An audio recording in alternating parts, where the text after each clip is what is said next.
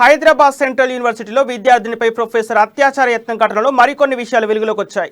Hindi basics నేర్పిస్తారని చెప్పడంతో professor మాటలు నమ్మి శుక్రవారం రాత్రి 8 గంటల ప్రాంతంలో థాయిలాండ్ విద్యార్థిని క్యాంపస్ నుంచి బయటకు వచ్చింది. ప్రొఫెసర్ ఆమెను తన కారులో నేరుగా ఇంటికి తీసుకెళ్లి మద్యం తాగించి ఆమె పట్ల అసభ్యంగా ప్రవర్తించినట్లు విచారణలో తేలింది. ప్రతిఘటించడంతో ఆమెను కొట్టి బాధిత యువతిని స్వయంగా తన కారులోనే తీసుకొచ్చి యూనివర్సిటీ గేట్ దగ్గర వదిలిపెట్టాడని పోలీసులు బాధితురాలు తెలిపిందన్నారు. ప్రొఫెసర్ రవిరంజన్ వర్సిటీ వద్ద దింపిన తర్వాత బాధితురాలు నేరుగా గచ్చిబౌల్ పోలీస్ స్టేషన్కి వెళ్లి పోలీసులకు ఫిర్యాదు చేసిందని తెలిపారు.